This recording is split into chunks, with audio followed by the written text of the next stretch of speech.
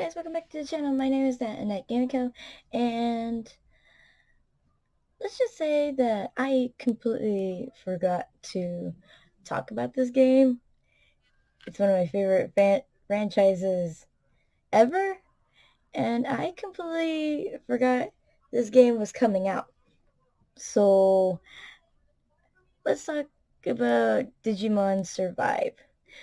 Yes, it got delayed back in 2019 because of COVID.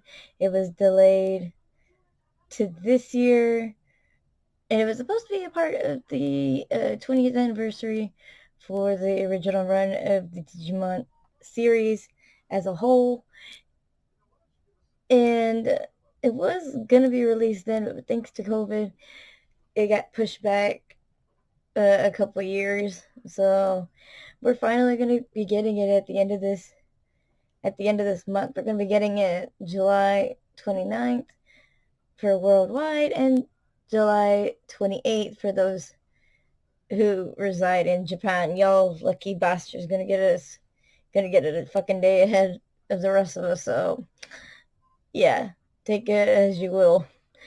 But anyway, let's go ahead and jump right into the video. Welcome to Digimon Survive. A world surrounded with mysteries and monsters. Divided into areas and locations, the world map will help you explore your surroundings. Scanning glitches can lead to clues or even yield useful items. In conversations, there's no going back on your word, so choose wisely. Your choices can affect karma, affinity, and digivolutions. Talking with friends in battle can yield a variety of effects with their encouragement. But don't stop there.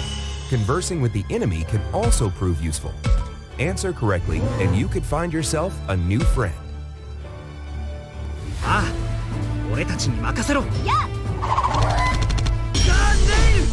Keep a special eye out for equipment and training items. These powerful items can help turn the tides of battle.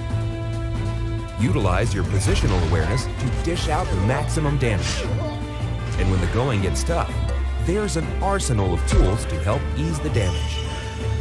But there's more than one way to prevail. Digivolve!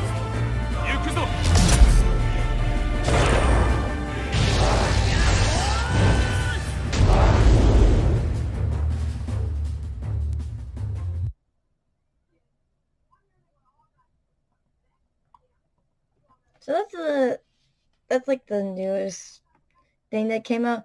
I was using IGN to look at that video.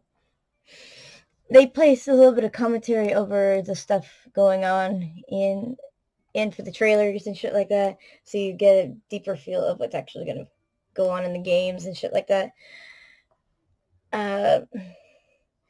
Honestly, the looks of these Digimon games keep changing just a little bit further and further, because I played Digimon Cyber Sleuth. Digimon Cyber Sleuth was focused on RPG elements, and as well as its sequel. But then we had Digimon X Order, which was a live, basically a live turn. No.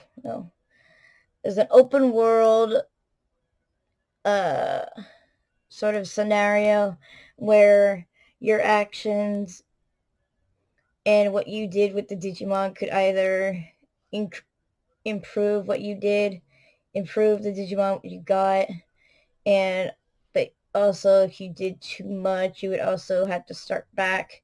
Basically, this anytime you did too much or too little, your Digimon would basically start all over from the beginning. And that was one of the things I did not like about Digimon X Order, because it was very hard.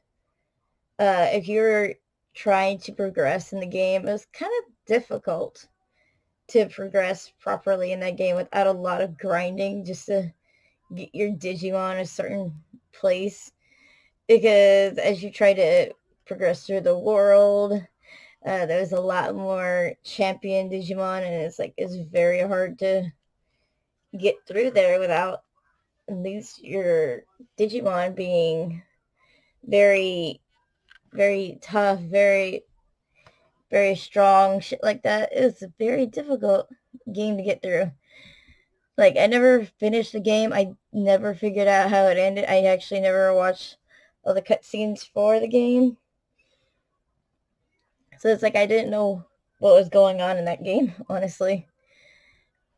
But and for shit like that, it was really interesting to see how different all these Digimon games were starting to become. Now we got Digimon Survive, which is kind of reminiscent of the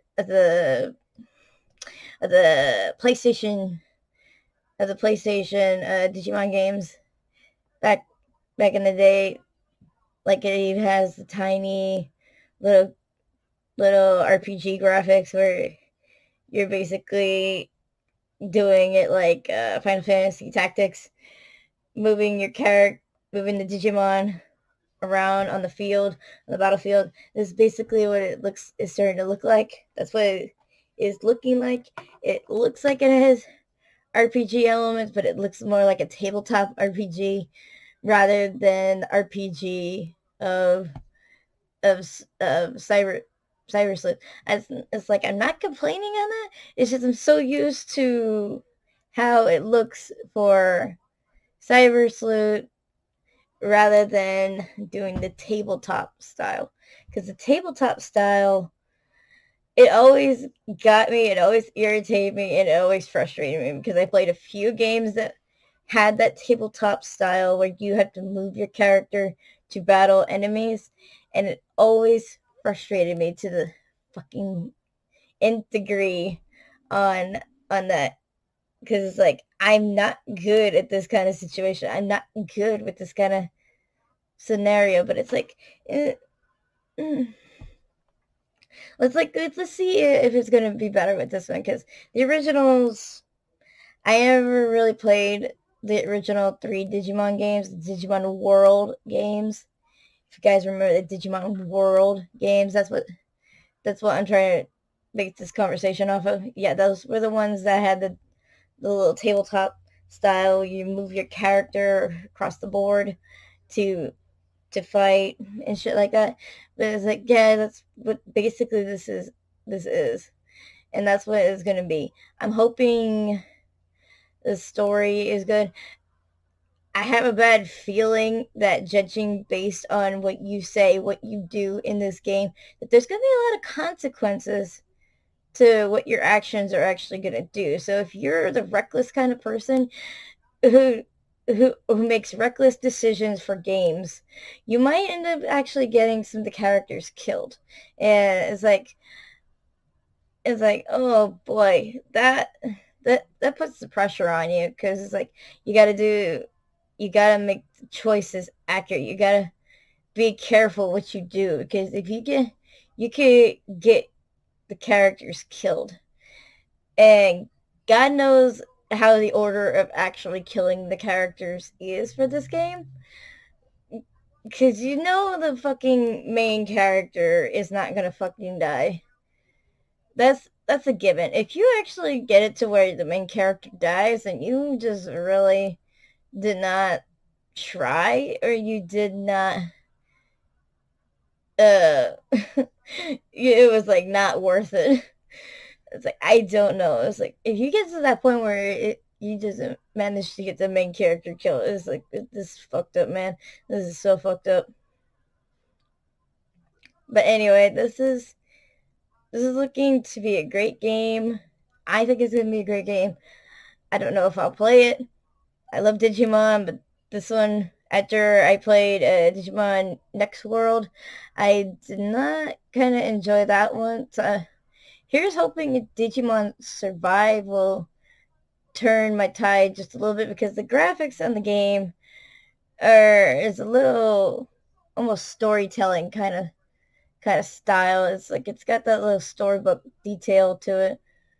Like, it's not all flashy, it's not grand, it's not epic like Cyber Sleuth was, but it's also not even more outrageous, like Next World or Next Order. Yeah, Next Order.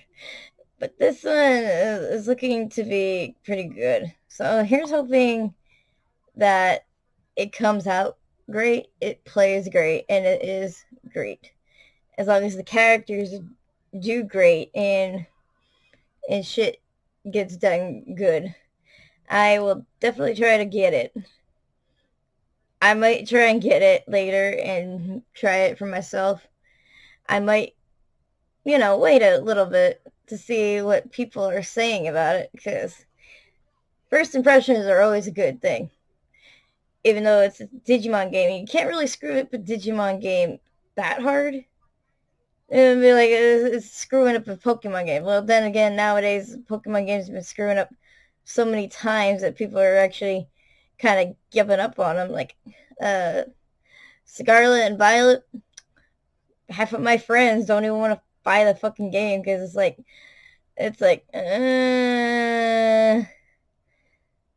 not worth it. Some of the shit is just not worth it.